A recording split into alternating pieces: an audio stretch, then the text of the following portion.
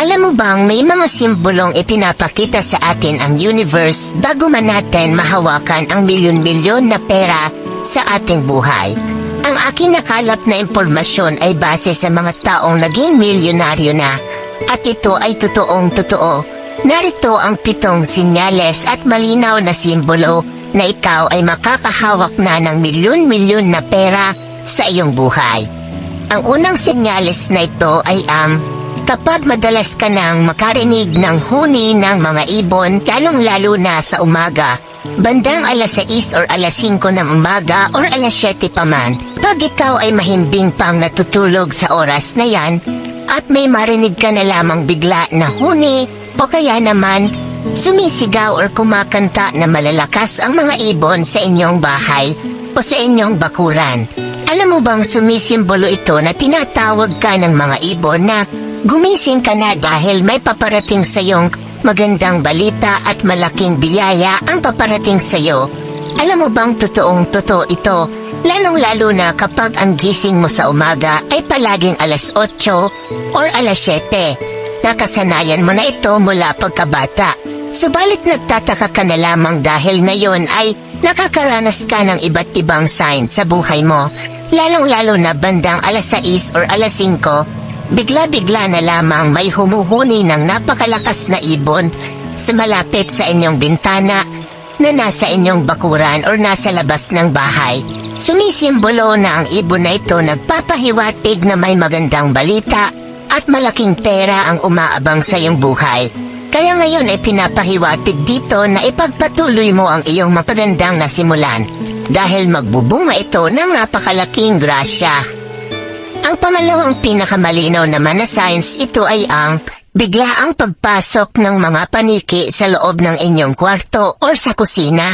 Alam niyo bang nangyari na rin ito sa mga taong nakalap kong may impormasyon mula nung nakahawak sila ng milyon-milyon na salapi? Sila ay nakakita ng paniki sa loob ng kanilang kwarto at sa kusina. Di nila alam kung saan ito dumaan dahil napakataas daw ng kanilang kondominium. Hindi niya alam kung bakit may nakapasok na paniki at nakatira naman sila sa syudad. Hindi niya aakalain na ganito ang mangyayari. At pagkalipas ng mga ilang taon, ay bumungad sa kanila ang napakalaking pera at ito ay milyones na halaga. Alam mo bang totoong-totoo ang paniki once na ito ay nagpakitang bigla sa iyo at bigla mo na lamang nakitang may paniki sa loob ng kwarto sa kusina.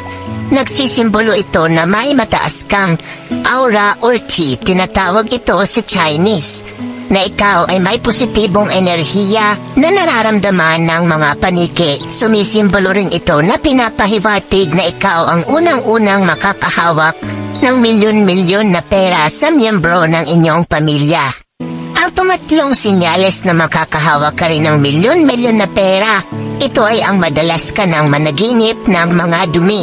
Alam mo bang maging dumi man ito ng hayop o ng tao, basta makakita ka ng napakaraming dumi sa iyong panaginip, ito ay nagpapahiwatig ng maraming pera ang darating sa iyo.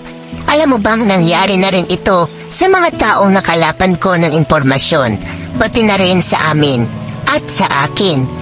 Ako ay nanaginip noon ng napakaraming dumi ng manok at pagkalipas ng ilang buwan, ay nakatanggap ako ng napakaraming halaga ng pera. Sorpresa itong dumating sa akin, bunga ng aking pagsisikap. Kaya kung anuman ang iyong nasimulan na napakaganda ay ipagpatuloy mo lamang ito dahil magbubunga ito ng milyon-milyon na halaga ng pera. At ang pang-apat na sinyales na napaka-importanteng sumisimbolo na makakahawak ka ng milyon-milyon na pera, ito ay ang palagi kang nakakakita ng puting paro-paro, lalong-lalo na sa paglabas mo pa lang ng bahay, pagising mo sa umaga at agad bubungad sa bintana ninyo ang mga puting paro-paro na nagmumula sa hardin o sa bakuran. Sumisinyales ang puting paro-paro ng pera, kasaganahan at pagpapatawad. Ibig sabihin ng puting paro-paro din, ikaw ay nagpapatawad na sa mga taong nakagawa sa iyo ng kasalanan. Ikaw ay may malinis na puso at malinis ang konsensya, kung kaya't magaan ang pasok sa iyo ng blessings dahil sumisimbolo ang puting paro-paro na may malinis na kaisipan at puso. simbolo ng purity and abundance. Kaya napakaswerte mo kapag palagi mo nang nakikita ang mga puting paru-paro na lumilipad-lipad sa inyong hardin o kaya naman bigla ang pagpasok nito o pagbisita nito sa inyong tahanan o sa bahay. Talagang napakaswerte mo kapag binibisita ka ng puting paru-paro sa loob ng inyong bahay. Ang panglimang sinyales na ito naman ay ang madalas ka nang managinip ng mga perang papel, lalong-lalo na kung bulto-bulto ang panaginip mo ito. Alam mo bang sumisinyales o sumisimbolo ito na malapit mo nang makamtan ang inaasam-asam mong salapi sa iyong buhay? Mga perang papel na halaga, kumakatawan ito sa totoong buhay. Ito rin ay sumisimbolo ng iyong pagkatao o kaya naman pagiging mabuting tao sa iyong pamilya, sa kapwa. Ikaw ay may malinis na intensyon, kaya naman bubuhos sa iyo ang biyayang iyong minimithi. Ang perang papel, once na napanaginipan mo ito, talagang napakaswerte nito. Lalong-lalo na kapag nagpapakita ito sa iyo ng bulto-bulto. Maging ang pagbigay ng pera sa panaginip o pagtanggap ng pera sa panaginip o kaya naman nakapulot ka ng napakaraming pera. Ito ay sinyales na napaparating ka na sa pagyaman. Kaya dapat maging masaya ka na kapag lagi mo nang nakikita ang mga perang papel sa iyong panaginip. Sinyales na ikaw ang unang-unang makakahawak ng milyon-milyon na pera sa miyembro ng inyong pamilya. Ang pang-anim na sinyales naman na makakahawak ka ng milyon-milyon na halaga ng salapi, ito ay ang biglaan na lamang na pumapasok ang mga honeybee o kaya naman bubuyog sa inyong bahay.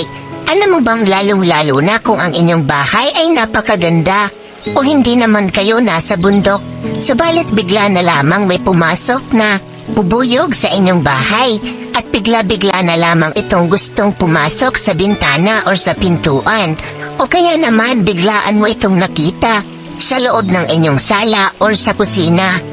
Alam mo bang ang mga bubuyog napakaswerte nito once na pumasok ito sa inyong bahay? Lalong-lalo na kung ikaw ang unang nakakita nito. Dahil once na kapag ikaw ang unang nakakita sa mga bubuyog na ito, kumakatawan lamang ito na ikaw ay dudumugin ng parang bubuyog ng pera sa buhay mo. Dahil ang mga honeybee or bubuyog, kumakatawan ito sa abundance at blessing.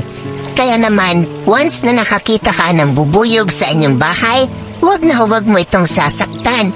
Kung gusto mo itong paalisin, dahan-dahan mo itong paalisin ng walis tambo nang hindi sila nasasaktan. Kaya naman dapat kang maging masaya dahil sumisimbolo ito na may paparating na malaking pera sa inyong pamilya. At ang pang-pitong sinyales na ikaw ay makakahawak ng milyon-milyon na halaga ng salapi kapag madalas ka nang nananaginip ng mga gold bar.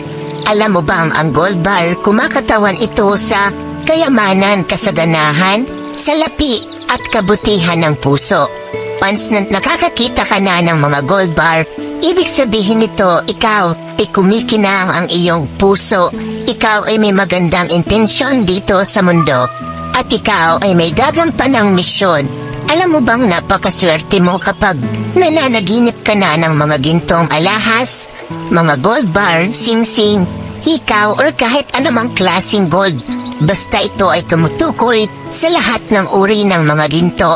Kumakatawan ito na makakahawak ka ng milyon-milyon na halaga ng pera sa buong buhay mo na hindi mo aakalain. Dahil maraming opportunity ang darating sa iyo.